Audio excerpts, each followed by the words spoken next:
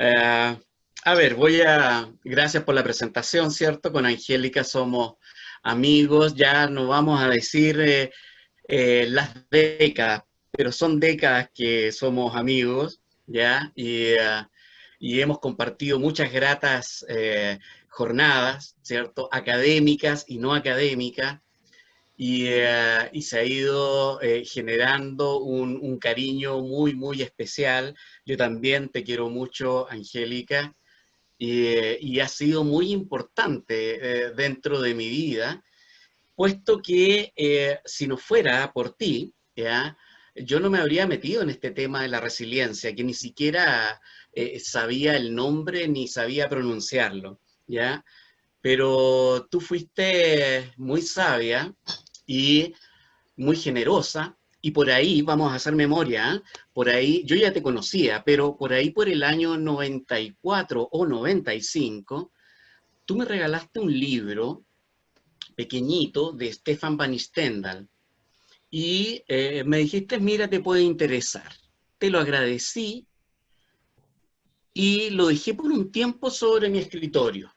Te confieso que no lo leí inmediatamente, pero cuando lo tomé, al poco tiempo, me interesó, ¿ya? Y me interesó la postura de Stefan Van Stendhal, y ahí, gracias a ti y gracias también a los escritos de Stefan Van Stendhal, de Boris Cyrulnik, de Jorge Barudi y otros muchos más, ¿ya? Me fui interesando en el tema, tanto es que para mi tesis eh, de magíster ya la incluí el tema de la resiliencia, y de lleno en mi tesis doctoral incluí el tema de la resiliencia, con un estudio cualitativo, un estudio de casos de dos personas que habían tenido biografías muy, muy complicadas y que sin embargo se consideraban esas personas resilientes.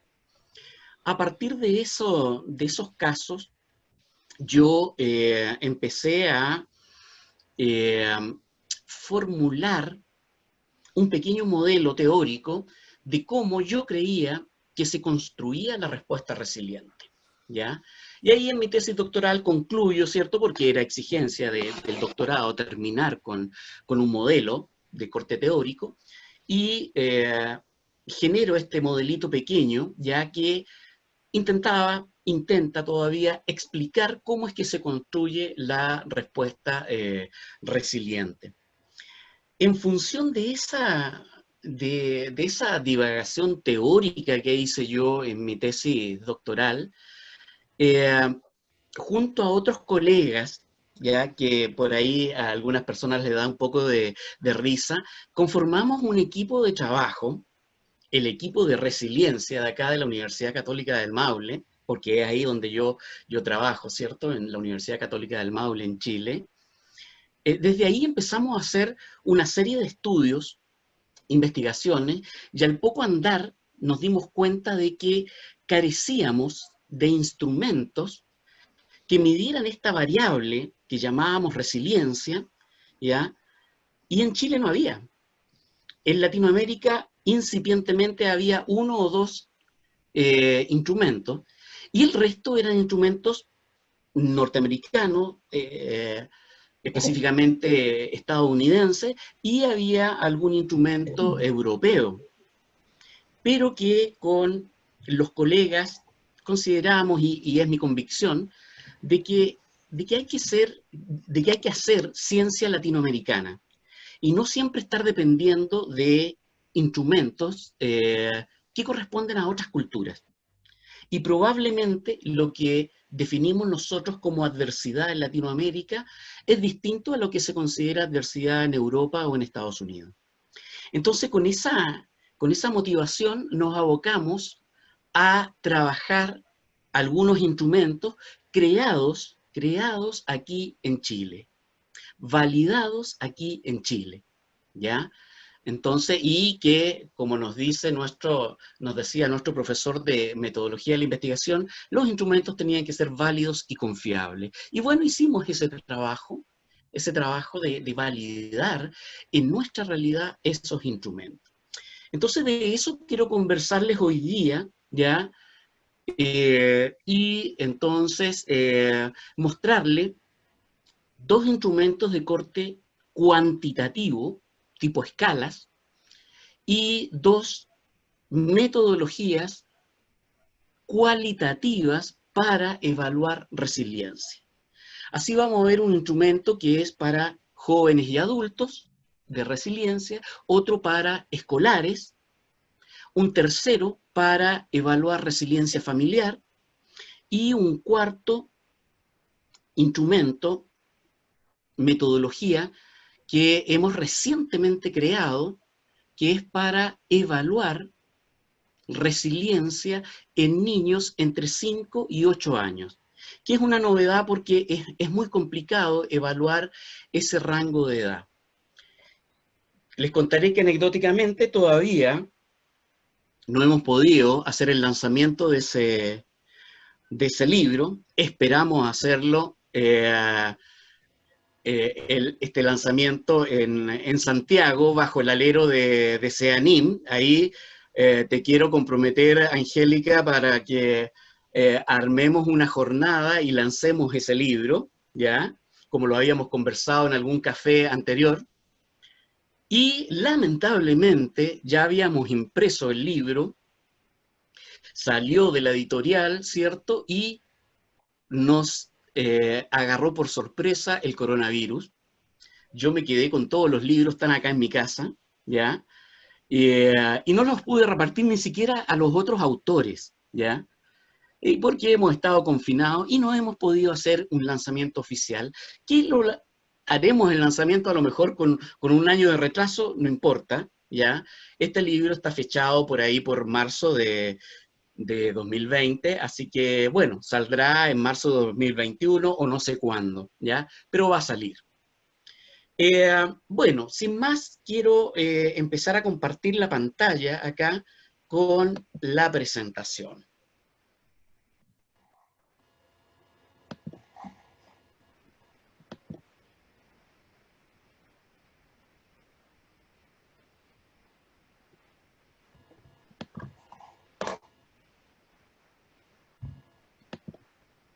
Ok. Bueno, la presentación dice evaluación de la resiliencia buscando las fortalezas de las personas. Ya lo adelantaba Angélica, yo creo que la novedad de la resiliencia, del enfoque de la resiliencia, es justamente poner nuestra mirada en los aspectos positivos, en las fortalezas de las personas, y no en lo que nos formamos los psicólogos, los pedagogos, los trabajadores sociales, en fin, muchas disciplinas que nos enseñan a identificar los problemas de las personas, las dificultades, las patologías, los déficits. Entonces, la resiliencia da un giro y dice, no ocupemos tanta energía y no ocupemos tanto dinero, ¿ya?, en identificar lo negativo, el déficit de las personas, sino que concentremos nuestra energía en reconocer esas fortalezas, reconocer esos recursos internos. Entonces, bueno, de eso va a tratar un poco y les voy a mostrar también esos 4 metodologías de evaluación de la resiliencia. Entiendo que tengo 45 minutos para aquello, así que vamos a ir de acuerdo a ese tiempo. Yo siempre hablo un poco de la reflexión que hay que hacer al momento de evaluar la resiliencia. Y aquí yo planteo que si seguimos una línea constructivista, no hablemos de constructivismos con apellido, que hay muchos, ¿ya?, sino que de la generalidad del constructivismo, diremos que el sujeto es el creador, constructor de su realidad. La realidad objetiva, por tanto, queda cuestionada. En palabras de Humberto Maturana, ¿cierto?, un biólogo chileno, dice que la objetividad debe quedar entre paréntesis. No debe preocuparnos este afán casi enfermizo por buscar la objetividad. Desde mi punto de vista, y puede ser discutible, todo lo que hacemos los seres humanos tiene un carácter subjetivo. Somos sujetos. Todo pasa por nosotros. Por lo tanto, también va a tener un carácter subjetivo la resiliencia, ¿ya?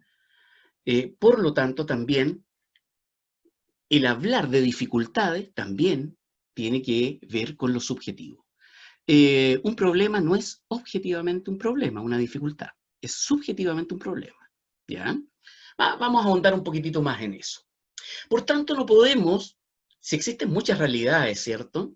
Si somos cada uno de nosotros constructores de nuestra realidad, van a haber muchas realidades y, por tanto, no podemos percibir la realidad del sujeto desde fuera. Muchas veces, yo soy psicólogo, ¿cierto? Muchas veces los psicólogos hemos tenido la pretensión de que podemos identificar estados y describir estados internos de la persona, ¿ya? Yo cada vez creo más que eso es un imposible, de describir qué es lo que le está pasando por dentro a la persona. Digo, por ejemplo, si un paciente me dice, o una persona me dice, mira, estoy tan triste, y yo le digo, sí, mira, te entiendo. A ver, tengo la buena intención de entenderlo, pero de saber cabalmente qué es lo que es la tristeza de esa otra persona, solo la persona lo sabe.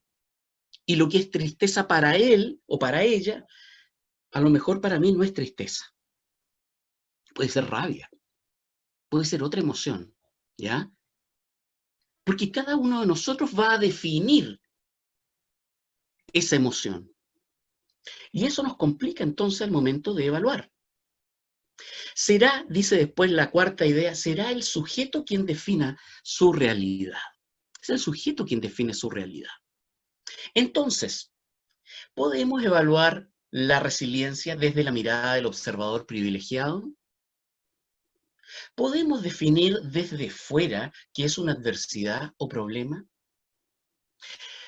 Muchas veces en estas disciplinas hemos pretendido entonces ser estos observadores privilegiados que definimos a la otra persona o definimos lo que es un problema o una adversidad.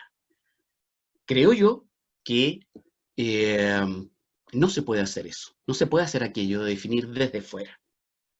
Entonces digo yo, habrá que mirar con cautela las evaluaciones y preferir aquellos instrumentos o metodologías que le sugieran a la persona llegar a una autopercepción de resiliencia. Eso es lo que nosotros vamos a buscar en estos instrumentos, en estas metodologías. Una autopercepción. Es el sujeto el que va a reaccionar frente a algunos reactivos o frente a algunas situaciones, ¿ya? Va a reaccionar y la persona va a definir si es un problema, qué dimensiones tiene ese problema, etc. Pero es la persona la protagonista, no el evaluador. Con esa reflexión muy breve como marco, vamos a pasar a ya describir cómo construimos y de qué tratan estas cuatro metodologías, estos cuatro instrumentos. Fíjense que con el doctor Marco Villalta, un querido amigo de Perú, pero que vive en Chile hace 25 años, nos propusimos la idea de crear una escala de resiliencia chilena. Como les decía, para tener instrumentos chilenos, porque los investigadores de acá de Latinoamérica tenemos de más capacidades, ¿ya? Y no tenemos que estar en esta dependencia académica de las grandes potencias, ¿cierto? Que son las potencias del hemisferio norte, fundamentalmente, ¿cierto? Y son los países del primer mundo. Entonces, en estos países que no somos de ese primer mundo, también tenemos capacidades para crear instrumentos, para crear metodologías y que respondan más a nuestras realidades. Bueno, ¿en qué nos basamos para crear esta escala de resiliencia para jóvenes y adultos entre 15 y 65 años. Fíjense que ya tiene 12 años esta escala. Les cuento, y con orgullo, y no soy modesto en ese aspecto, quizás con cierta arrogancia, no creo, que esta escala hoy día se está ocupando en 12 o 14 países latinoamericanos y además se ha ocupado varias veces en varias investigaciones en España y también en Estados Unidos. Se ha ocupado en Centroamérica, en el Caribe, se ha ocupado en otros países sudamericanos. En varios de ellos se ha hecho estudios de validación para sus poblaciones y digo con mucho orgullo que 12, 14 países, ya no llevo la cuenta, ya se está ocupando esta escala. Porque es una escala que es desde el 2008. O sea, tenemos 12 años de experiencia con esa escala. ¿En qué se basó? Se basó en los modelos de la Edith Grover y en el modelo que yo les decía de mi tesis doctoral. ¿Qué es lo que hicimos? Construcción y adaptación de ítems. Tomamos muchas escalas, tradujimos escalas y veíamos cómo adaptarlo al lenguaje chileno. Los chilenos hablamos distinto que el europeo y que los anglosajones, ¿cierto? Hablamos muy distinto, incluso pensamos y estructuramos nuestras ideas de manera distinta. Entonces hicimos una adaptación y construcción de ítems. Cerca de 200 ítems construimos. Hicimos luego una evaluación de los jueces, una evaluación de jueces. Tomamos a jueces que eran psicólogos, trabajadores sociales, enfermeras, pedagogos, que habían tenido algún acercamiento al tema de la resiliencia y actuaron como jueces. ¿Para qué? Para valorar estos ítems, estos 200 ítems. De ahí, entonces, de esos 200 ítems, se eliminaron muchos, porque a lo mejor conceptualmente se alejaban del término o de la definición de resiliencia. Nos quedamos con 120 ítems de los 200. E hicimos ahí una aplicación piloto a una muestra relativamente pequeña, 50, 70 personas, ¿ya? Y de ahí hicimos una limpieza de ítems, ahí nos ayudó un estadístico, ¿cierto? Y él metió sus fórmulas y vio cuáles eran los ítems más débiles, que correlacionaban más pobremente en la escala. Y ahí se hizo la eliminación y se llegó a una versión final de esta escala de 60 ítems. Se aplicó esto a 440 sujetos en un inicio, después se aplicó a 200 más, y se calculó la confiabilidad, que estuvo bastante buena, 0.96, y la validez con el R de Pearson de 0.76. Por tanto, cumplía las dos características que queríamos, que fuera válido estadísticamente y confiable también estadísticamente. Aparte de que habíamos hecho ya una validación de los ítems a través de los jueces y todo aquello. Y teníamos una validación a nivel teórico a través de los marcos teóricos que estábamos ocupando. ¿Cuáles son las características de esta escala SBRES, cierto? Usamos mucho las siglas, ¿cierto? Entonces esta es la escala SBRES para jóvenes y adultos. ¿Cuál es el rango de edad para la aplicación? Entre 15 a 65 años. Si bien la hemos ocupado hasta personas de 85 años, hicimos un par de estudios bien bonitos con adultos mayores, y ahí variamos un poco la metodología de aplicación. Ya la persona no tenía que leer la escala, sino que nosotros se la leíamos e íbamos anotando su respuesta. Esta escala requiere saber leer, no tanto escribir, porque ya se van a marcar algunas X solamente, pero sí saber leer un pequeño texto.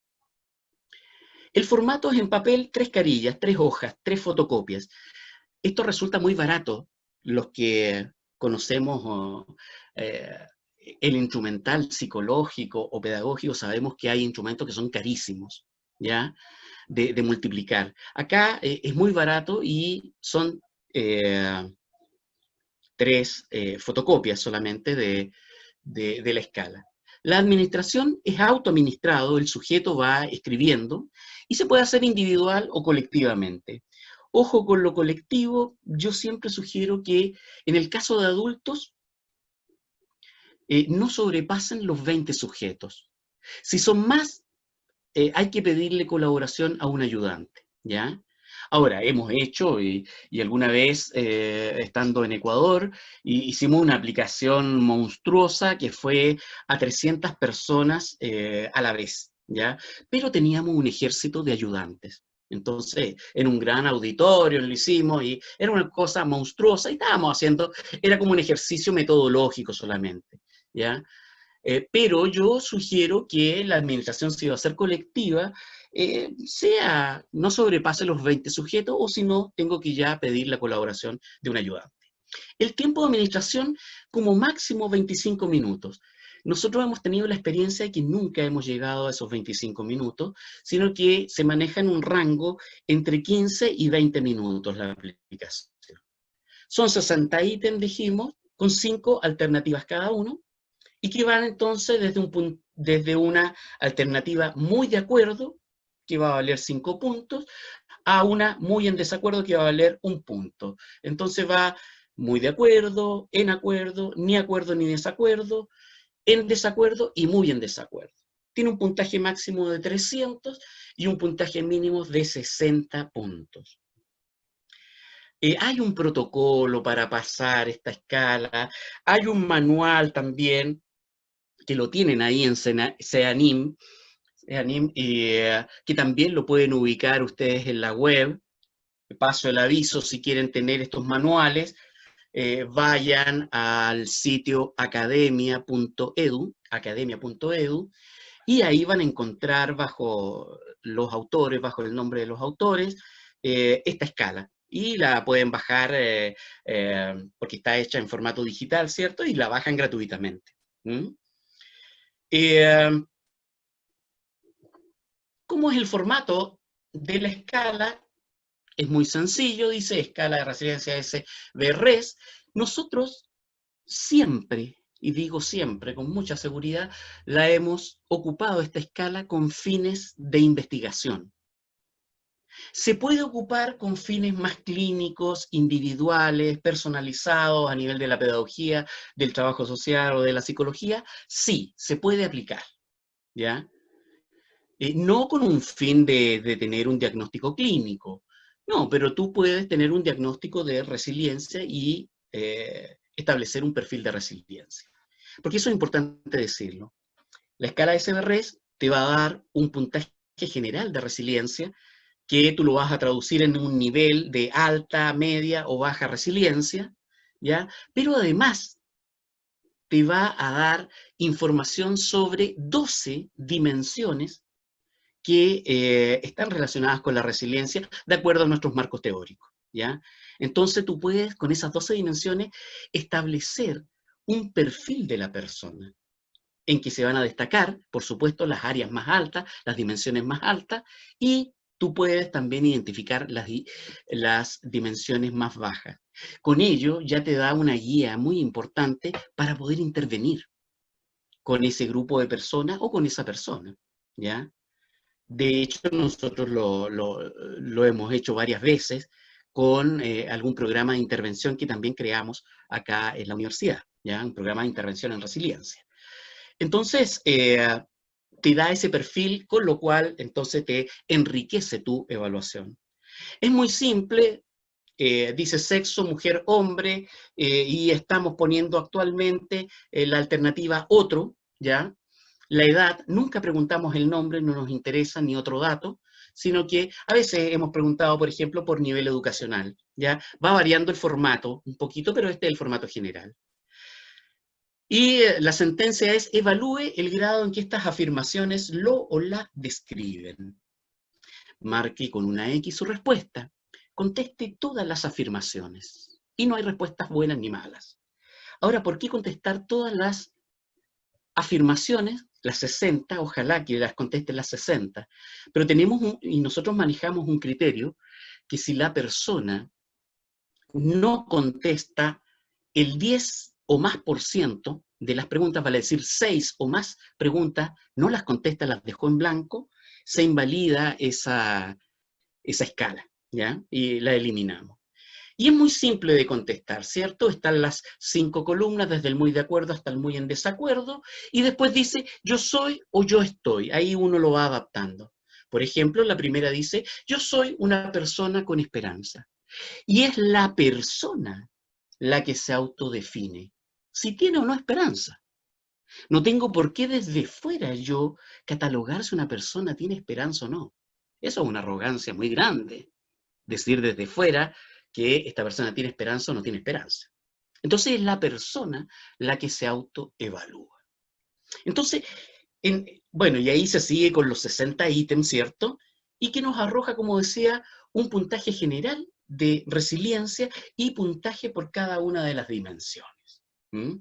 Es muy fácil de aplicar, es muy fácil de tabular, de evaluar, ¿ya?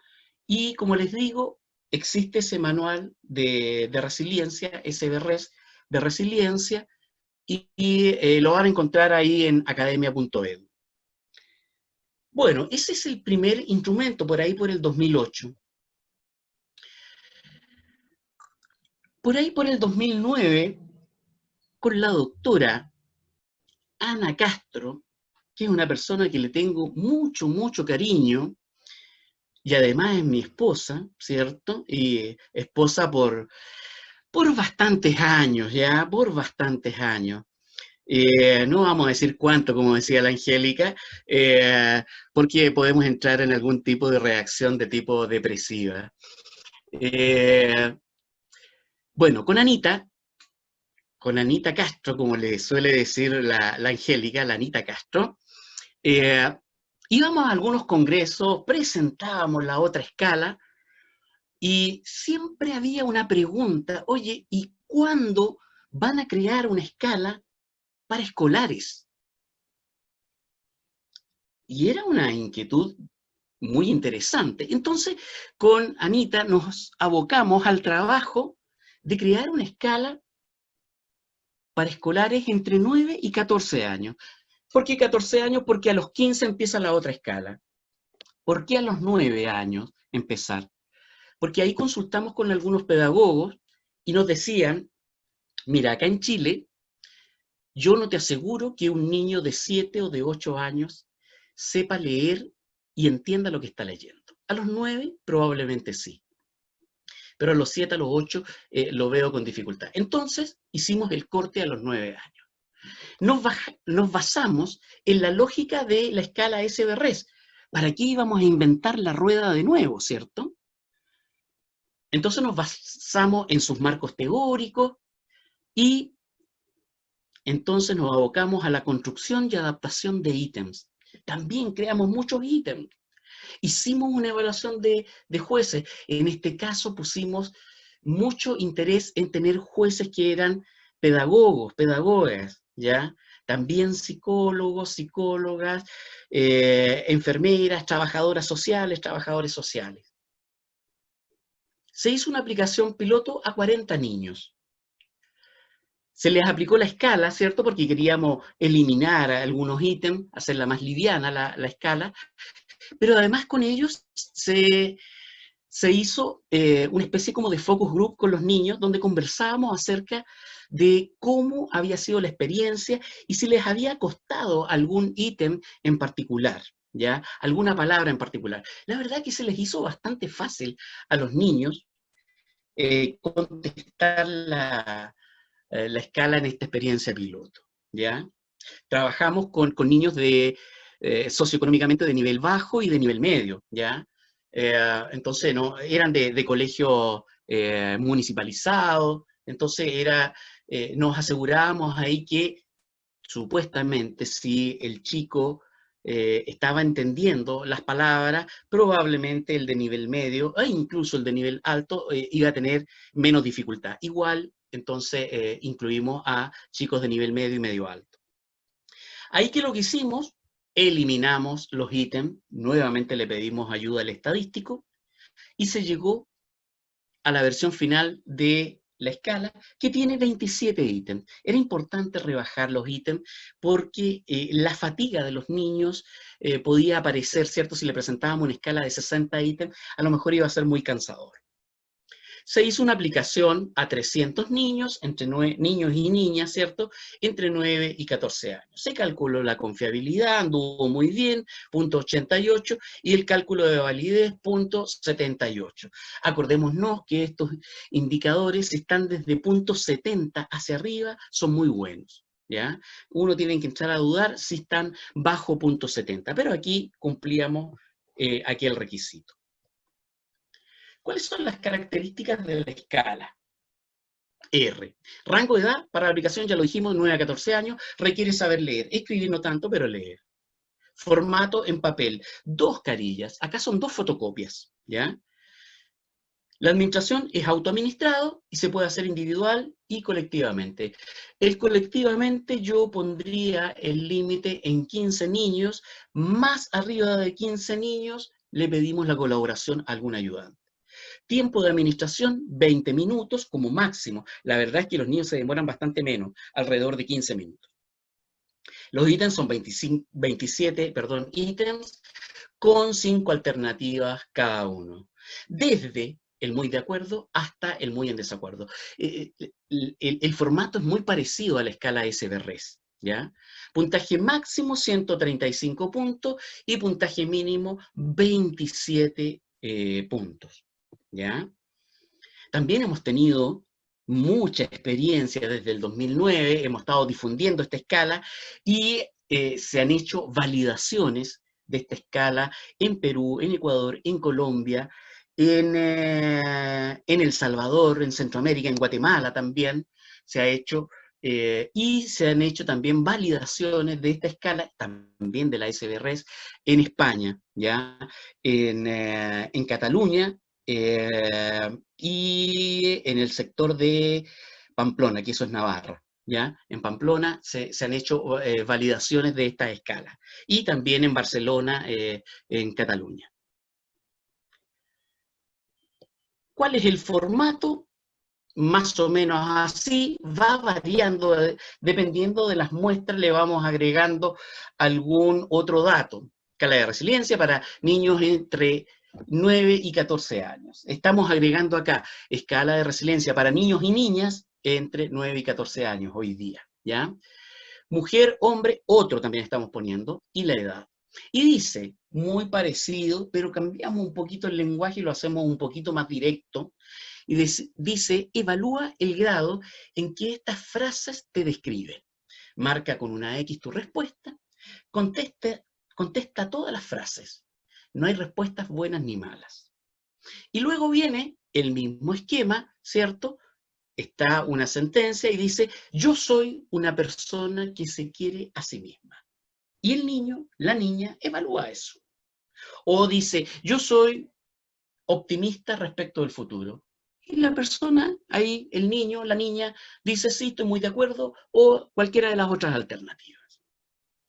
Esta escala también nos da un puntaje global de resiliencia, que lo ubica ahí en resiliencia alta, resiliencia promedio o resiliencia baja, de acuerdo al percentil que obtiene, ¿ya?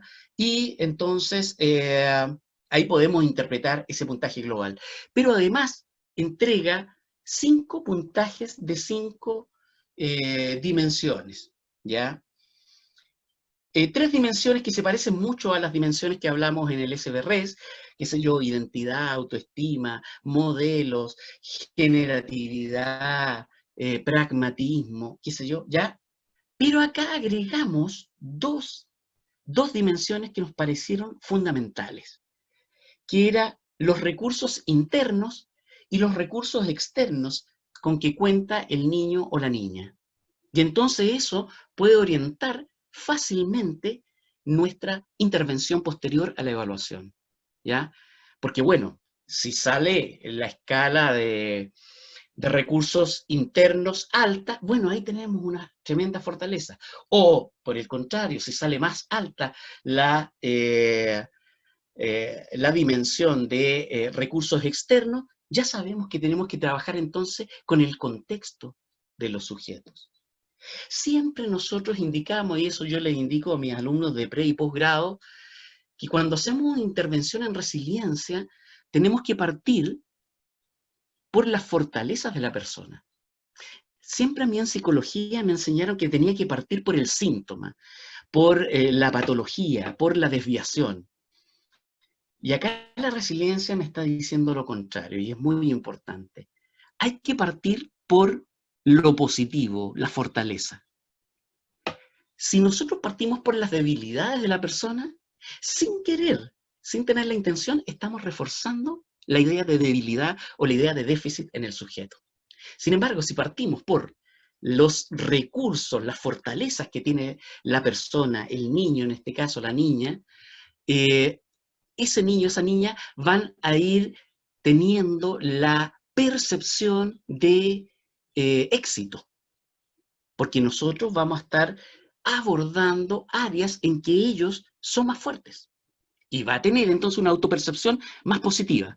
Si nosotros partimos por los déficits, va a tener una percepción, una autopercepción justamente más negativa. Partimos por lo malo. Entonces ahí yo creo que hay que hacer un giro. Y esa es la gracia que yo encuentro que tiene la resiliencia, que hace un giro. Bueno, me voy a apurar, ¿ya? Para que no se me ponga nerviosa ni la Mónica, ni la Lorena, y menos la Angélica. Me voy a apurar un poquitito y creamos una metodología de evaluación de resiliencia familiar. Esto también con la doctora Ana Castro, ¿ya? Y dice, con la finalidad de evaluar resiliencia familiar frente a la ausencia de instrumentos nacionales en esta área, nos propusimos la tarea de crear un material evaluativo que diera cuenta tanto de los niveles de resiliencia de cada individuo de la familia, como también la resiliencia del grupo y de sus interacciones.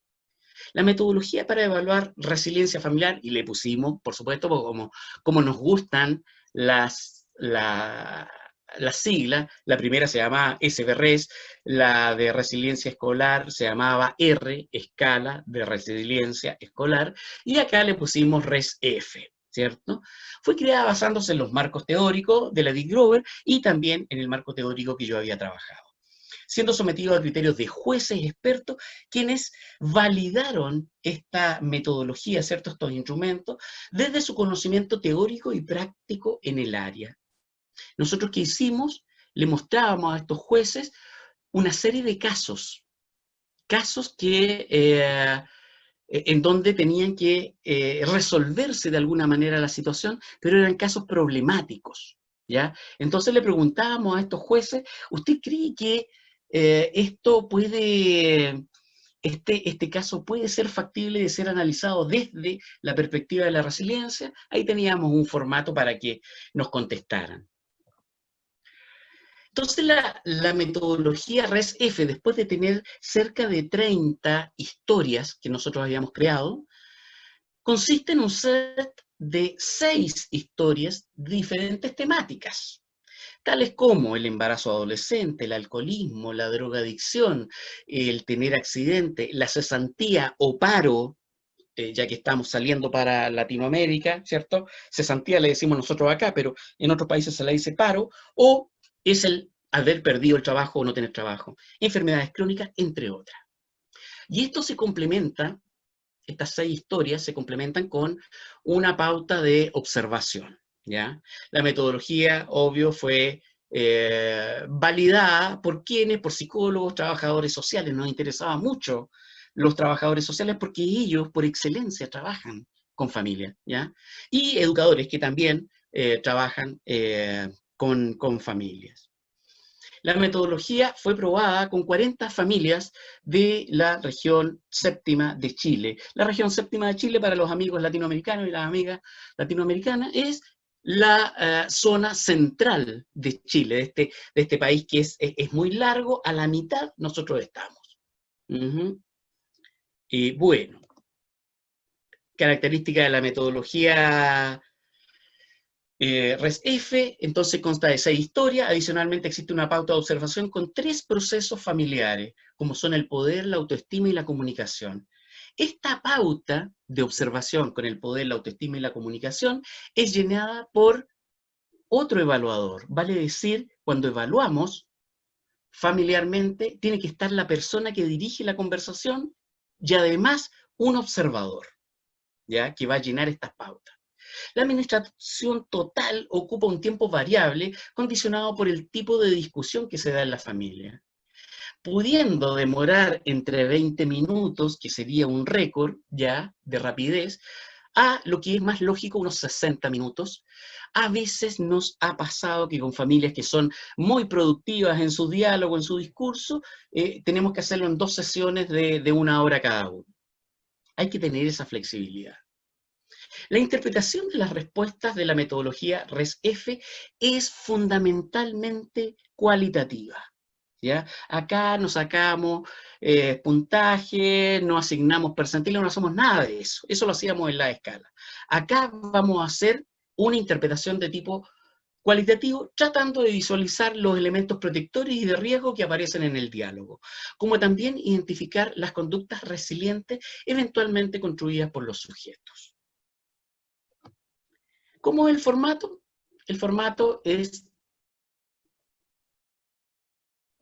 así. Es una historia, son 6 historias, ¿cierto? Este es el caso 1, y dice a Sonia el examen de embarazo le había salido positivo. Vale decir, estaba embarazada. Estaba en segundo medio. Para los compañeros y compañeras latinoamericanos, segundo medio, tienen una edad aproximada de 16 años, 15, 16 años, ¿ya? Entonces estaba en el colegio con esa edad y el papá de su hijo era un amigo con quien mantenía contacto solo a veces y quien luego de enterarse decide irse. Una cuestión que no es ciencia ficción, ¿eh? Muchas veces entonces los chicos tienen relaciones, la chica queda embarazada y nunca más se sabe del chico, ¿ya? Sonia entonces le cuenta a su familia y ellos le señalan que debería dejar de estudiar para comenzar a trabajar y hacerse cargo de su hijo. Le dicen entonces, deja el colegio y dedícate a tu hijo. Y trabaja también porque va a tener que mantenerlo. Esa es la situación estímulo, que nosotros leemos y que la familia está leyendo, ¿cierto? Nos reunimos seguramente alrededor de la mesa del comedor o en la salita, ahí nos reunimos, nos sentamos. A veces es muy agradable esto con una tacita de té, una tacita de café, aparecen unas galletas mágicamente, ¿cierto? Y conversamos con las personas. Le leemos el caso y le hacemos la pregunta que sale ahí. ¿Qué podría hacer Sonia, la chica que está embarazada? Que ellos, como familia, analicen y le aconsejen algo a Sonia. ¿Qué podría hacer Sonia? Aclarando que ellos, como familia, no son los analizados, sino que ellos están analizando este caso. Pero se produce en el diálogo una suerte de identificación muy fuerte. Esto lo hemos hecho, ¿cierto? Y hay un hijo o una hija adolescente y muchas veces se identifican con el personaje de esta historia. Hay un papá, hay una mamá, puede haber un abuelo, una abuela que quieran participar en la conversación. No hay límite. Hemos tenido experiencia con niños de 5 años que están también sentados a la mesa y comparten y pueden dar su opinión, y su opinión es tan válida como la del resto. Entonces lo que nosotros estimulamos es el diálogo. Y a partir de ese diálogo, que lo hemos grabado en audio, para lo cual les pedimos la autorización, se llenan los consentimientos informados y todo aquello, ¿ya? Entonces nosotros analizamos después el texto que va apareciendo en esa grabación. Y vamos tratando de identificar elementos protectores, elementos de riesgo, si hay conductas resilientes o no, y para eso tenemos una rúbrica, ¿cierto? Los evaluadores tienen una rúbrica para guiarse, para valorar el tipo de respuesta que da la familia. Es eminentemente cualitativo, lo repito, y es una metodología que la hemos estado ocupando desde el 2015 en adelante, como señala ahí la lámina.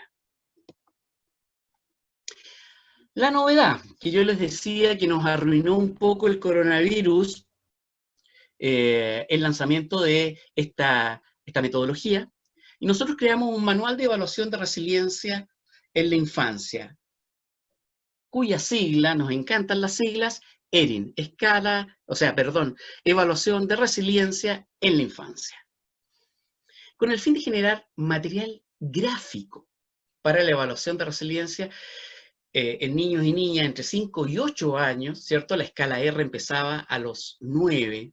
Entonces quisimos este tramo que es muy difícil de abordar, que nadie lo aborda, y seguimos el siguiente procedimiento. Hicimos un análisis teórico conceptual en torno a la resiliencia, la etapa de estos niños, la etapa de vida y de la familia. Hicimos un análisis de los métodos para evaluar resiliencia, hasta que había en la literatura, ¿cierto? Y se hizo una opción por abordar la evaluación a través de un método gráfico, de dibujos, en lugar de algún texto, toda vez que un niño entre 5 y 8 años probablemente no lea, ¿ya? Se le va a dificultar mucho. Y que era más amigable el trabajar con elementos gráficos como dibujo. Entonces, se elaboraron 18 láminas con dibujos que representaban alguna situación de conflicto o problemática cotidiana y cercana a la vida de los niños. No pusimos situaciones muy complejas, ¿ya? Sino que situaciones que cualquier niño puede vivir en su cotidianidad. Se hizo una revisión por parte del equipo investigador, somos 4 los investigadores, ¿cierto? Está la doctora Ana Castro, está el magíster Claudio Rojas, psicólogo, y está el licenciado Cristian Donoso, que tenía una doble calidad. Es psicólogo, pero además es dibujante, ¿ya? Entonces, por eso acudimos a él, ¿ya? Como una parte muy importante de nuestro equipo. Entonces se hizo la revisión por parte del equipo investigador de las 18 láminas con el fin de mejorarlas y eventualmente corregirlas. La verdad es que eran más de 18 láminas al principio, pero luego entonces las redujimos a 18. Y como digo, el equipo estaba compuesto por 3 psicólogos y una trabajadora social. Una vez realizadas y mejoradas las 18 láminas, se aplica y se conversa con 10 apoderados, madres, padres, de niños y niñas preescolares y también de educación inicial, vale decir, de el nivel 1 y 2 de educación, ¿cierto? Niños que estuvieran hasta los 8 años, 1, 2, 3 niveles de educación, niveles de primaria. Lo que se buscaba era la comprensión del dibujo. A ver, ¿qué es lo que les decía el dibujo? Le preguntábamos a esos 10 jueces en el fondo, ¿ya? Que eran apoderados. Las 18 láminas entonces son aplicadas con el mismo fin a 10 niños y niñas entre esas edades, 5 a 8 años, buscando también qué comprendían, qué entendían de la lámina. Y las 18 láminas son aplicadas a 10 educadoras, había un educador y 9 educadoras con la misma finalidad, ¿ya? Eran educadoras, nosotros le llamamos educadoras de párvulos acá, educadoras preescolares y un educador preescolar también. Para estas etapas, las 6, las 7 y las 8, se utilizó una pauta donde se registraron las respuestas de cada sujeto. Luego, el punto 10, selección de las láminas que cumplieran con el requisito de un 80% en las respuestas, tanto de niños, niñas, apoderados y los profesionales. Ese era nuestro criterio. Cuando había una comprensión similar de la lámina, en un 80 o más por ciento, se dejaba esa lámina, ¿cierto? El set definitivo de lámina quedó compuesto por 10 dibujos. 10 dibujos. También ahí cada dibujo responde a ciertas dimensiones que nosotros queríamos distinguir, ¿cierto? La relación con sus pares, la relación con el colegio, la relación en la familia, la autoimagen, etcétera, ¿ya? Entonces, esas dimensiones están mucho más explícitas en el manual. ¿Y cómo es gráficamente uno de los dibujos? Perdón, acá me quedan unos puntos, ¿cierto? Me aceleré un poco. Se hizo una elaboración de rúbricas para cada una de estas 10 láminas, orientando a clasificar las respuestas de los niños y niñas en resilientes, medianamente resilientes y no resilientes. Ahí entonces nosotros fijamos ciertos criterios de acuerdo a las respuestas que van dando los niños y niñas. A cada niño y niña se le pregunta, ¿qué se le pregunta? ¿Qué está pasando en el dibujo? ¿Cómo se puede resolver o mejorar esta situación? ¿Qué crees que va a pasar después? Y esto nos hace recordarnos de algunas pruebas proyectivas, ¿cierto? Tanto para niños como para adultos. Acá no hay una cosa mágica ni novedosa, sino que creímos que era importante que interpretara qué es lo que está pasando en el dibujo, cómo se podrá resolver, qué crees que va a pasar. También le preguntamos quiénes son los personajes que aparecen en el dibujo, ¿ya? Que nos puede dar mucha información muy rica. Luego de registrar la respuesta, se contrastan con los criterios de la rúbrica y se realiza un análisis eminentemente cualitativo. Esto entonces, una segunda metodología, la RES-F familiar, eminentemente cualitativa, y acá también tenemos un acercamiento eminentemente cualitativo. Una de las láminas, ¿cierto?, es, por ejemplo, esa.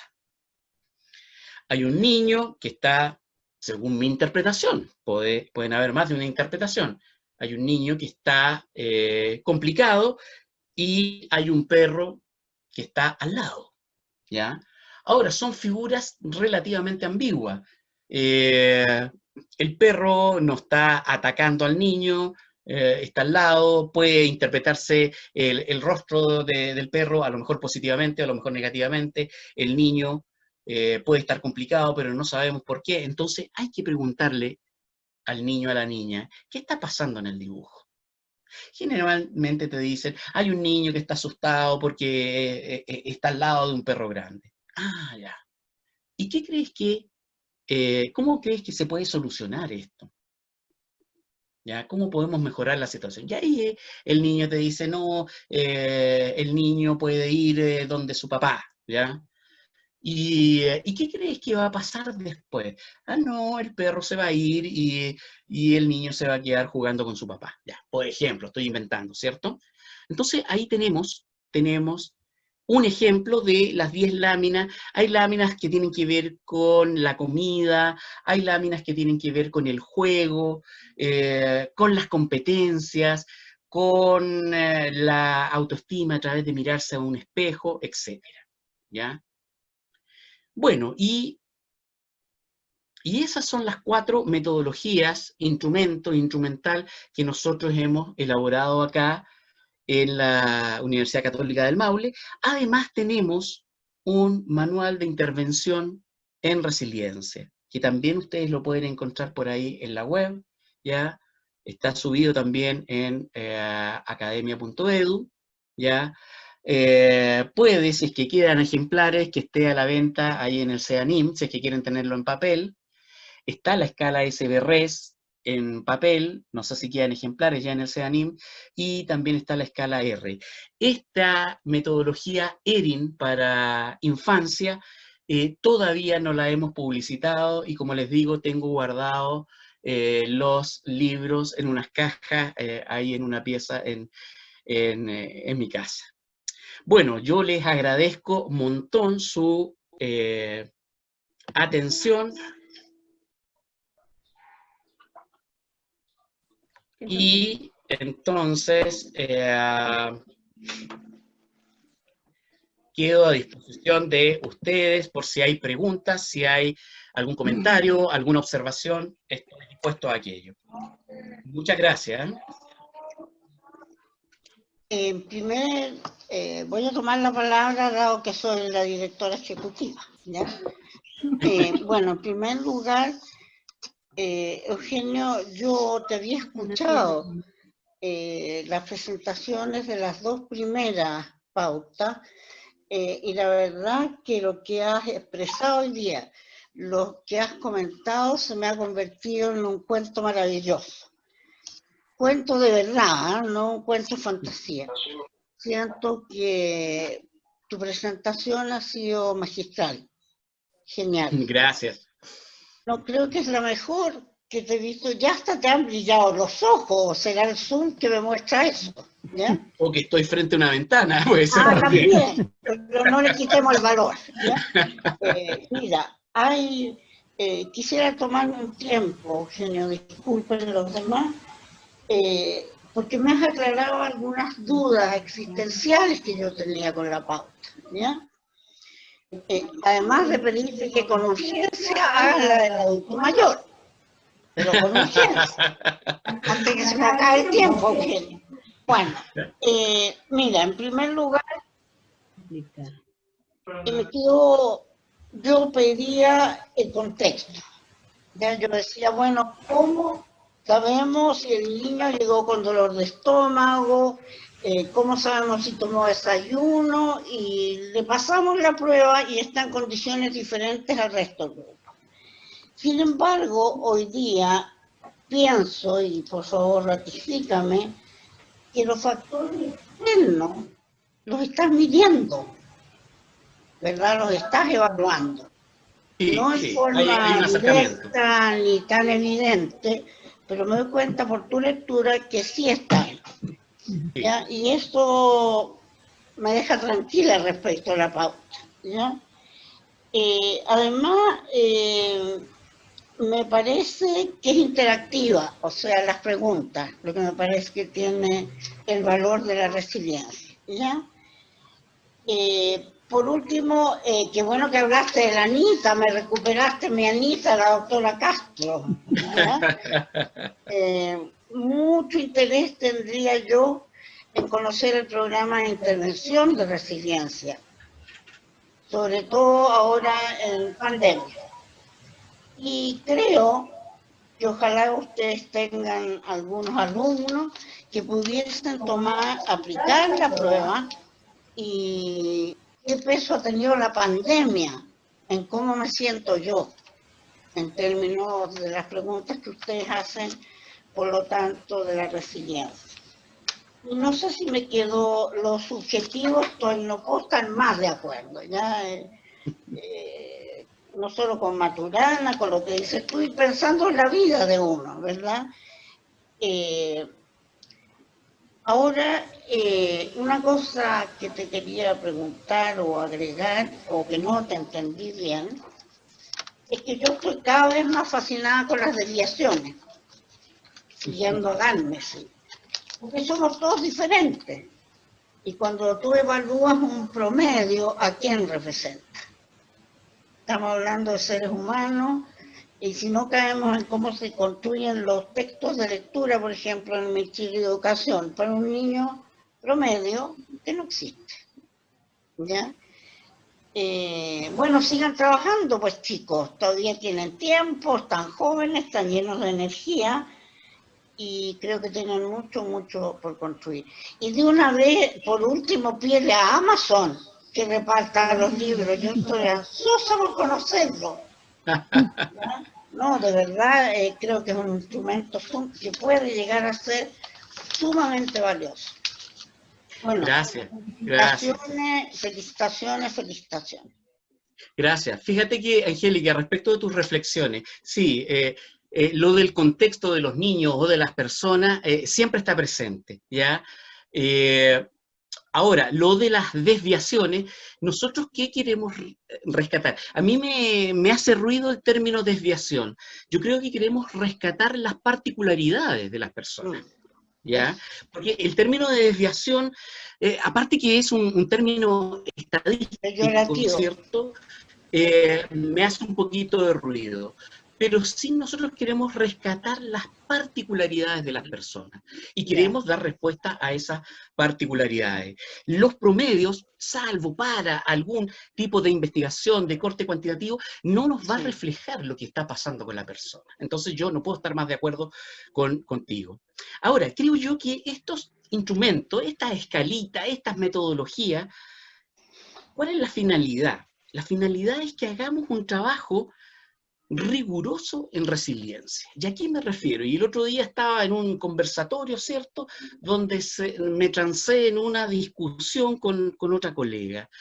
Yo creo que no hay que caer solo en hacer intervenciones de corte más intuitivo, donde creemos que esto va a dar resultado, creemos que esta intervención da resultado, pero que en definitiva no hacemos una evaluación o una medición de esa intervención. Tenemos que acostumbrarnos en las ciencias sociales a evaluar, a medir estas intervenciones. Medir cuando estamos en un formato cuantitativo, evaluar, ya valorar si estamos en un formato cualitativo. Pero en nuestras intervenciones tenemos que saber si efectivamente para la persona dieron o no resultado. Porque muchas veces aplicamos un programa y aplicamos solamente una evaluación al final del programa, pero no tenemos con qué comparar antes. Nosotros, ¿qué es lo que hacemos? ¿Y qué es lo que hemos hecho acá en la universidad? Aplicamos una evaluación antes de hacer nuestra intervención. Intervenimos durante 3 meses y aplicamos una segunda evaluación. Pero además hemos tenido grupos controles, ¿ya? Entonces, para poder comparar hacia el lado con el grupo control, pero también dentro de sí mismo el grupo intervenido se puede comparar entre la primera medición y la segunda medición. Entonces, estos instrumentos, estas metodologías sirven entonces para dimensionar si estamos o no siendo efectivos con estas intervenciones. Sumamente interesante. Ahora me callo a esperar las demás observaciones.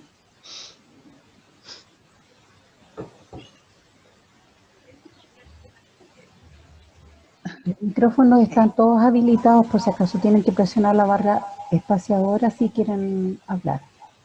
Yo quiero hablar, mucho gusto. Yo soy Mariana Navarro, soy la persona que los ha estado contactando desde México y me da mucho gusto saludarlos.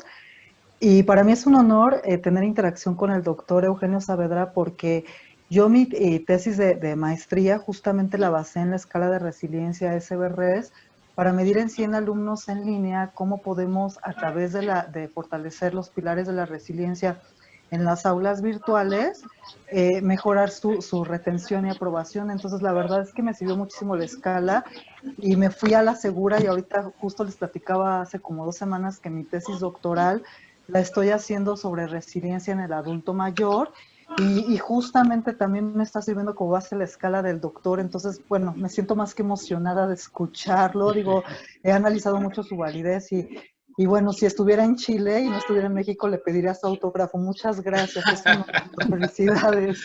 Qué honor, gracias. Ya habrá oportunidad de que nos conozcamos personalmente. Por supuesto, doctor. Gracias por sus aportaciones. Felicidades.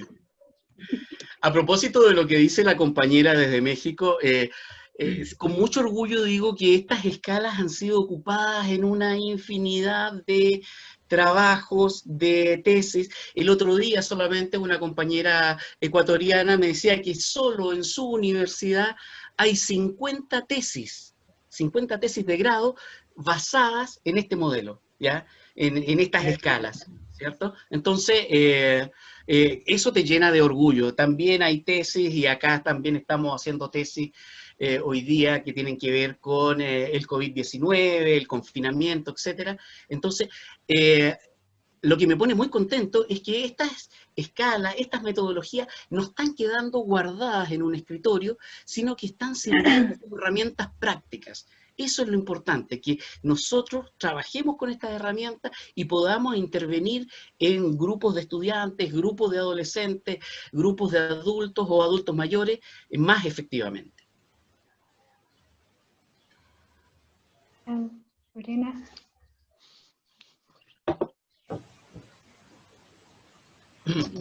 ¿Alguien más quiere acotar algo? Sí, me gustaría hacer una pregunta. Buenas tardes, mi nombre es Francisco Soria, un saludo desde Ecuador. Mi pregunta es si es que tal vez el SPRS, el instrumento, tal vez podríamos aplicarlo dentro de un ámbito laboral, y si es que no deja de fuera variables que están dentro del contexto de trabajo. Esa sería mi pregunta. Mira, existe una variación de esta escala que está adaptada justamente a contextos laborales. Nosotros hemos hecho, basándonos en el SBRS, hicimos una modificación y la aplicamos en varias empresas y también la aplicamos va a sonar curioso, la aplicamos en 2 barcos, de estos barcos factoría, ¿ya? De pesqueros, grandotes, qué sé yo, y con bastante buen comportamiento de la escala.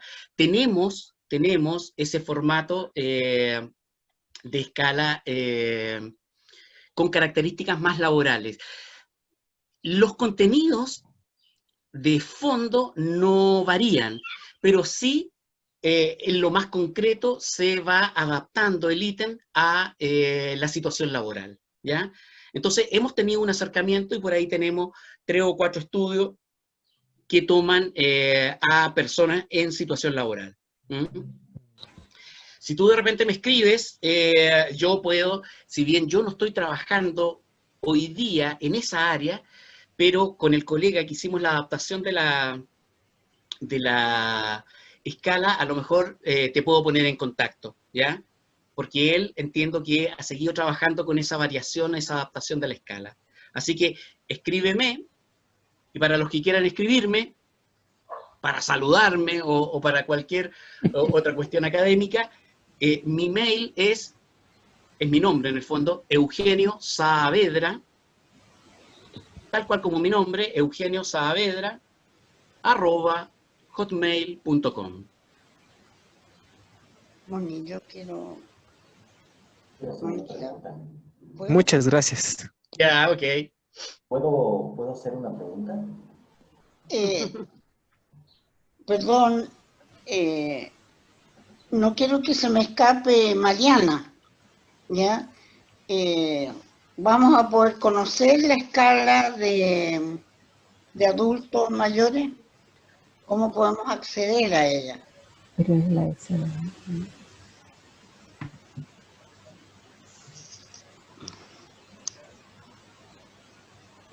¿Está Mariana o tuvo que salir? No, perdón, aquí estoy, perdón, doctora, es que tenía cerrado mi micrófono, pero sí, aquí estoy. Con mucho gusto, digo, tengo muchos años siguiendo al CEANIM y con todo el cariño del mundo en cuanto concluya mi trabajo, que más o menos planeo concluirlo como en marzo del año que entra, porque estoy a través de un modelo de educación en línea. La escala de resiliencia la apliqué como un pretest, ahorita tengo resultados preliminares. Y cuando termine este modelo de educación continua para el adulto mayor, voy a volver a aplicar la escala como el test definitivo, y sobre eso voy a mapear como que el antes y el después, y tan pronto lo tenga, doctora, tenga la certeza de que enviaré un correo a CENAMIM para compartirles los resultados. Claro que sí, y pues qué mejor que al doctor. Gracias. Gracias.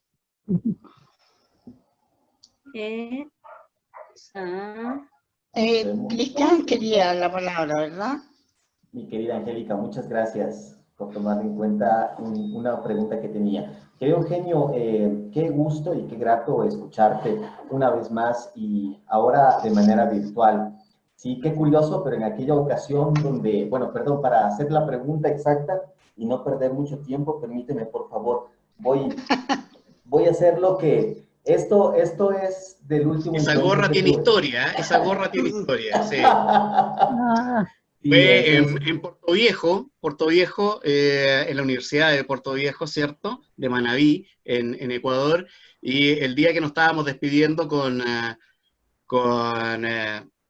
mi amigo Cristian, ¿cierto? Se la regalé, ¿cierto? Fue en el Así último es. momento ahí, antes de darnos el abrazo. Y aquí la tengo justo dentro de las cosas que son muy importantes para mí dentro de la resiliencia, ¿no? Esas reliquias. Así que honrando ese tiempo, honrando tu trabajo, quiero hacerte una pregunta. En algún momento tú hablaste acerca de la importancia de aplicar los instrumentos que tú has creado desde esa parte en la cual tú consideras que es importante que las personas estén ahí. Y en tu explicación tan acertada, determinaste en el instrumento donde haces de forma cualitativa la presencia del niño, de las personas, etcétera. Ahora, en esta realidad en la que nos encontramos, y ahí mi pregunta, ¿consideras que puede verse afectado el instrumento, hacerlo igual de manera virtual, hacer este tipo de entrevistas de la forma en la que, por ejemplo, en este instante nos estamos comunicando? ¿O tú miras como algo que puede pasar, que puede darse ahora debido a este espacio? ¿Sí? Pues no sé si fui muy claro con este tema, por favor. Sí, mira, es una inquietud que hemos tenido hace tiempo, si podemos administrar estas escalas de manera virtual. Tuvimos una experiencia con cerca de 300 sujetos en Ecuador, en que eran estudiantes universitarios, y se hizo virtualmente, y presentó algunos problemas. Por ejemplo, el problema era que nunca se supo a ciencia cierta si la persona que contestaba la encuesta era la persona, ¿ya? Porque tú no sabes lo que está pasando al otro lado, ¿ya? Entonces, quedaba esa duda, y hoy día, y acabo de dar la instrucción a una persona que tengo haciendo una tesis de posgrado, que quiere administrar una de estas escalas de manera virtual. Yo le dije, ya, la administras, pero la administras con la persona en la pantalla, ¿cierto? O sea, para ver esa presencialidad. Y luego, una vez que termina de contestar la encuesta, te la envía inmediatamente. Porque ¿qué problemas vimos? Que cuando tú te la mandan, por ejemplo, por correo electrónico o por otro tipo de plataforma, tú no sabes si hay alguien ayudando o no a contestar la encuesta.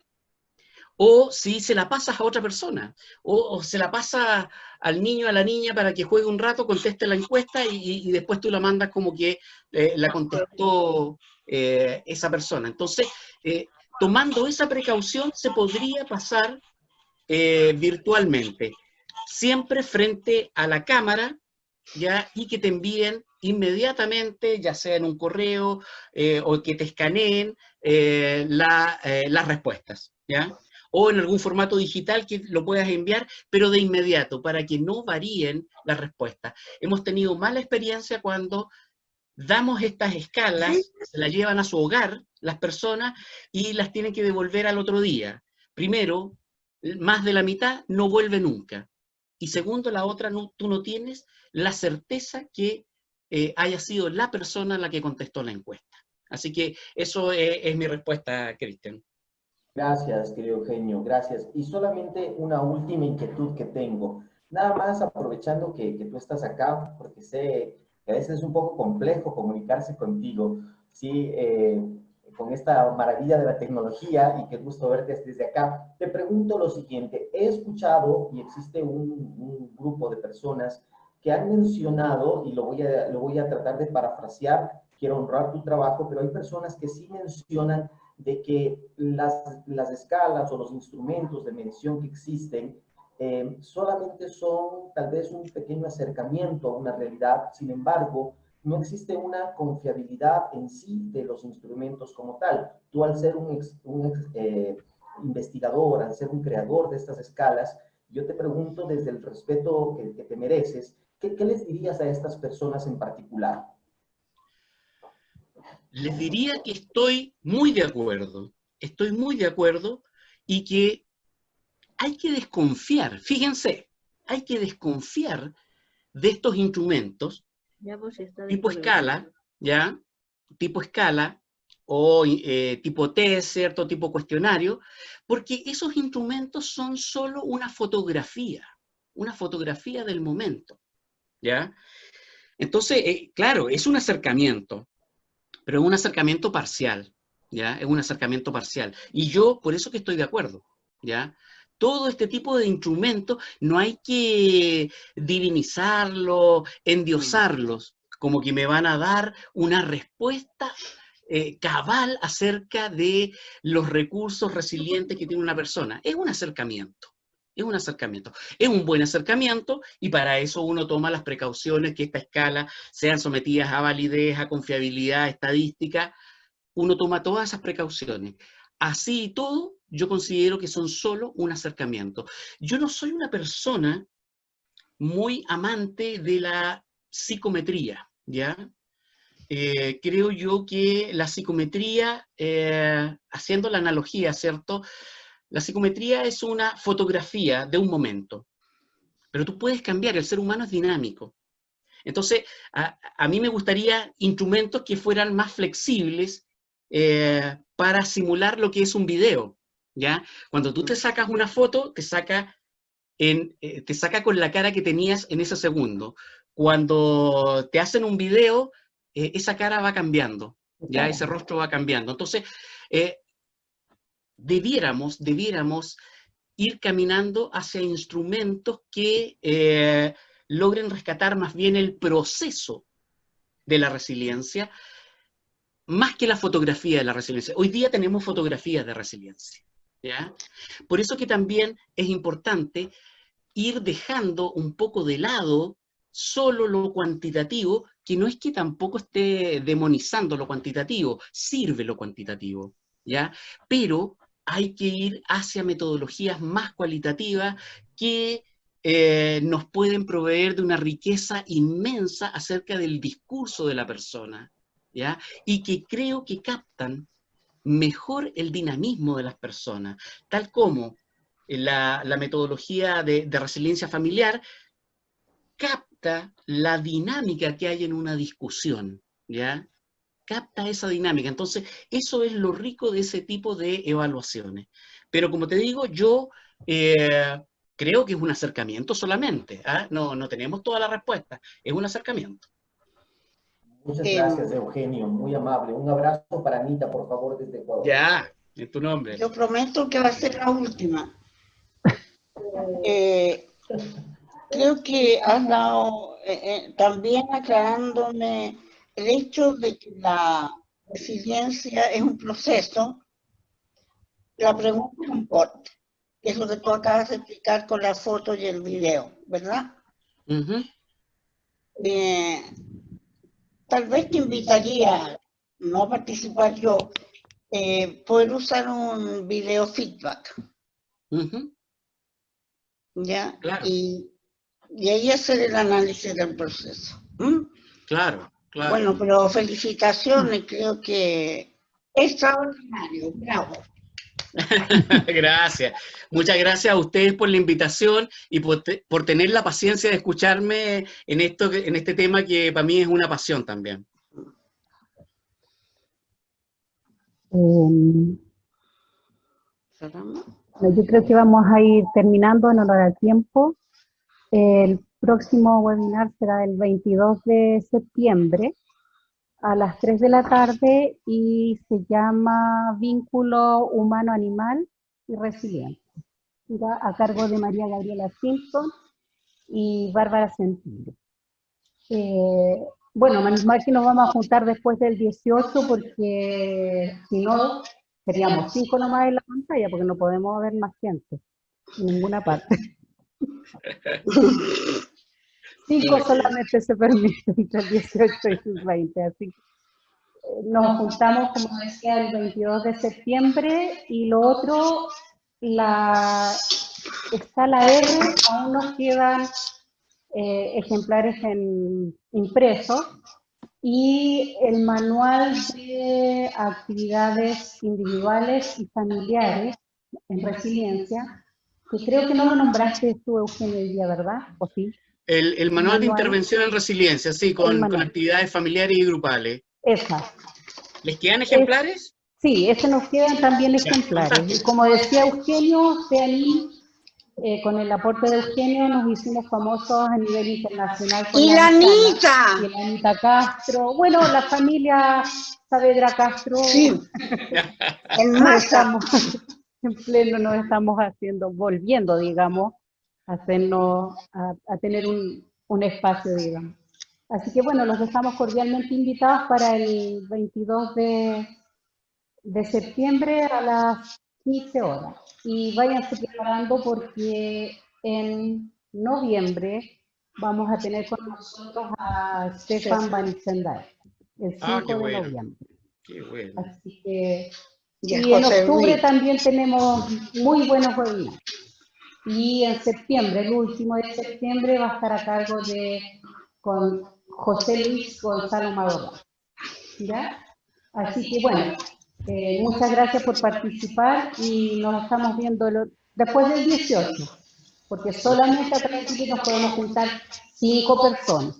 Y además que lleguen en buen estado. Exacto. Sí, pues, sí. Realmente Sí, pues. celebramos las fiestas patrias por eso. Ya. Y Muy qué amable. bueno, Gloria, que participaste de los festejos. Gracias de haber estado con todos ustedes. Y el sombrero, el jockey de Cristian es sublime, ¿eh? Buenísimo, buenísimo. Un honor. Ya, un abrazo. Un gusto Muy verlos. bien. Hasta pronto. Chao. Gracias. Chao, Hasta chao. pronto. Chao, Chao. gracias, Eugenio.